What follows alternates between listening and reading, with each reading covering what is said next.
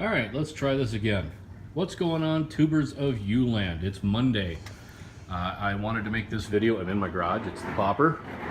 I wanted to make this video on the weekend, yesterday, the past couple of days. Kids making noise in my driveway, not my kid, neighbor kid. But I was waiting for this package right here, this big thing, to show up. But it didn't. Hopefully the noise of the kid rolling their truck back in the bike, whatever, is not an issue. This is going to be a heavy metal Monday of oddballs and rarities. So before we begin, I'm going to cover this, which was a quick package of old school stuff that I got. I bought off of a buyer on or seller on eBay that had buy 10 get 4 free, and these were all like $1 a piece and free shipping. So we got standouts, Barry Bonds. This is Leaf circa 1994. Not numbered, but this was the type of chase you're going after. It was all about the printing technology, and you'll see more in here about this. This was like top shit back in 1994. So that was cool. And this is a great prime example. 1993 Upper Deck Pro Bowl insert chase set. You got Mark Carrier, and this was about the very first time Upper Deck introduced their patented exclusive rainbow foil printing technology, which you then saw become the printing technology they used on SP. But this was like one of the 2 sets of 1993 from Upper Deck you could get, Pro Bowl players, and it's awesome. It's simple, but it's awesome.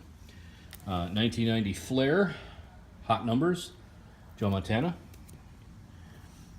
Classics 2004, Barry Sanders. I don't know why I got this, but it's numbered out of 1,000, so it's awesome.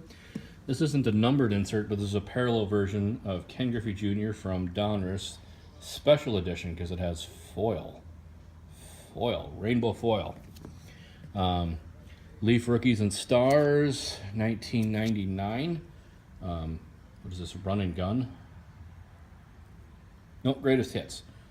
Jerry Rice, numbered out of 2,500. Slideshow, this would probably be 1998. I'm making a video, buddy. It's okay, pal. Randy Moss slideshow, that's awesome. Flair, Hot Numbers again, Dan Marino. I'll check it when I get done, pal. Jerome Bettis. Steve Young. You know, these cards are going to stick because the guy used some type of sticky tape all over everything. Marshall Faulk, Top Stadium Club, so this is refractor type, but it's also embossed. This is all like a raised surface here. Brace yourselves, or yourself. I don't think this is numbered. Oh. Got a couple of stickies, because these are the cards that were stuck on. Barry Sanders, Hall of Fame. This was like a, I don't remember if it's a 1 per box hit or if it was like a 1 per case hit, but it was a big hit back in 1995. Is that 5? I can see better on the camera than I can hold the card. That was awesome. And then I loved Dufex printing technology. There's nothing greater than a Dufex card. So this is from 2005 Zenith, where they spell out the name of a player with different letters. So Jerry Rice, not numbered. And then for those that watched my last video talking about buying the wrong Atlanta Attitude cards, this is the correct Atlanta Attitude card. So I talked about you could kind of see striations in the card. You can see the lines like up here that go across there. This is the parallel version that was like the case hit to the regular insert. So now on to oddities. We're going to start with, I think it's 1997. I can't actually see a year on this, but oddball motion vision. Lenticular cards were a thing for a few years. This was not your typical lenticular. The motion vision cards were see-through cards. You could see through. They were super thick, and they contain 2 seconds of actual game footage, supposedly, if you tip it back and forth. So you can see there's actually really good motion, not your typical crap with lenticular cards. But this is Drew Gunn's one. Now, you can't see through this card because this is one of the rarities of the set. They had 2 autograph cards in the set, Drew Bledsoe and Terrell Davis. And this is one of the autographs. number 326. I can't remember what they were. Maybe there's more than that. It's LDR 5. Maybe there's more than those two. But that's Drew Bledsoe. I'm going to get the Terrell Davis at some point. And then Rarities. Cards that, like, you know, you can't fake the patch on because they're behind a die cut. It's an actual logo, like Curtis Martin. Or cards that people you know and friends with send you insane logo patches of people like LaDainian Tomlinson, folks like Dawkins 311 that send you shit like that. Unbelievable patches. So now we're going to move into the metal portion. Number of cards in like the 90 companies in the 90s, you can't see this necessarily too much because of the scratches on the surface of the holder, but created metal cards. I think this was from Scoreboard. Oh, no, this is an Upper Deck product. Out of 1997, not numbered. I worked for a couple of collectible companies that did sports cards back in the 90s, and I think I pulled these out of their closets. But that's a metal card of Michael Jordan, made by Upper Deck. We got a year, 1997. That's the year that they made it. Okay, which to me is super cool. Here's another Michael Jordan. This card is made out of etched metal. So Upper Deck again. Here you got the commemorating the home run race. This is limited edition on 7,000 of Sosa and McGuire. I think that's just cool as shit. And there's nothing on the back. These might have been prototypes too. Because it came from a set where you got Maris chasing Ruth, so Maris chasing Ruth's home run. And then more authentic Upper Deck stuff. This was here we go. Thurman Thomas, so black, and then etched metal. 2,500, so this is numbered 269 out of 2,500. That's an Upper Deck card. I want to say it was Upper Deck. Yeah, there we go, Upper Deck.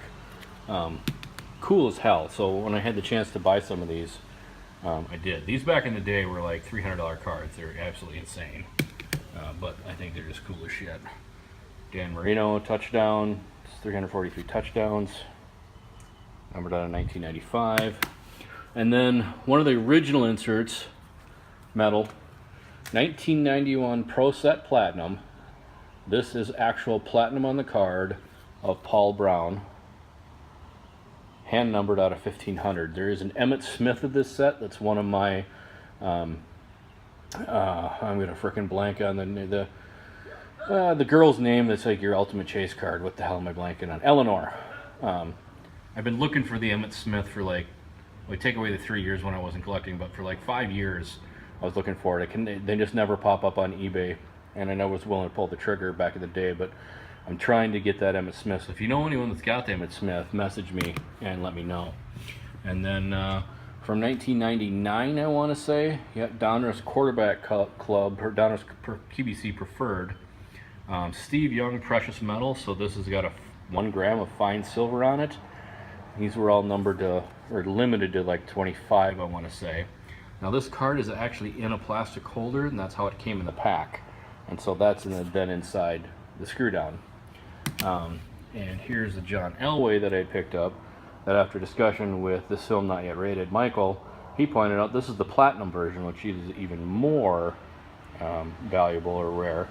And he pulled up an eBay listing of a Dan Marino that had the last one that sold for, I think it was like 613 bucks. I got this for like 8 years ago for like, I want to say I paid close to 100 for it. And now we'll move on to the real heavy metal. So I showed an Eagles card of Randall Cunningham of the Topps Finest 1995 Landmark Series. So I thought that there were 4, which is Troy Aikman here, and these are thick and they are heavy. That is all metal, but it's finest on metal. These have they kind of have a look like they're really faded, but I think it's just the fact that it's that gold brass color in the back. Jerry Rice, Steve Young, and Emmitt Smith. Now it turns out, as I was looking after I saw that Randall, I'm like, what the hell? You have to excuse me, I now have to cut that package open.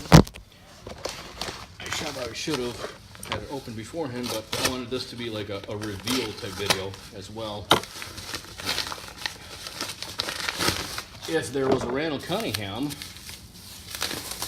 what more is there, right? So I happened to find a listing on eBay. Some guy saying he was setting an estate sale. And lo and behold, there's this. So it has the look of it. It's like it's supposed to be like a high-end private set or something like that. But we got Rick Meyer, Barry Sanders, totally jacked about that card. Pick this thing up.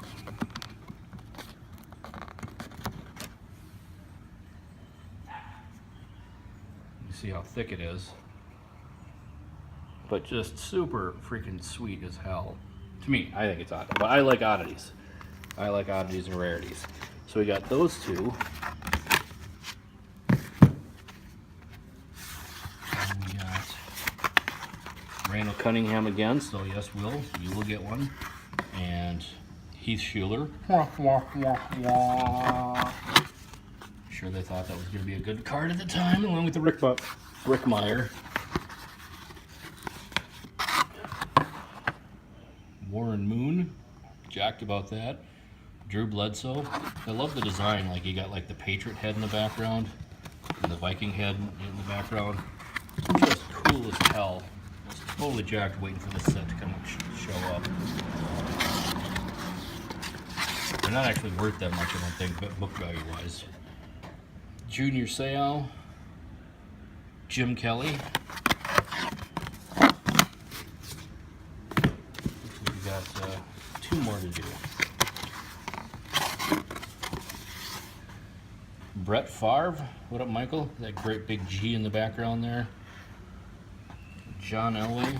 Let's take the Favre up. Let's see if we can get any type of maybe better light. No, it's just gonna look like crap because of the lighting. But super, super cool.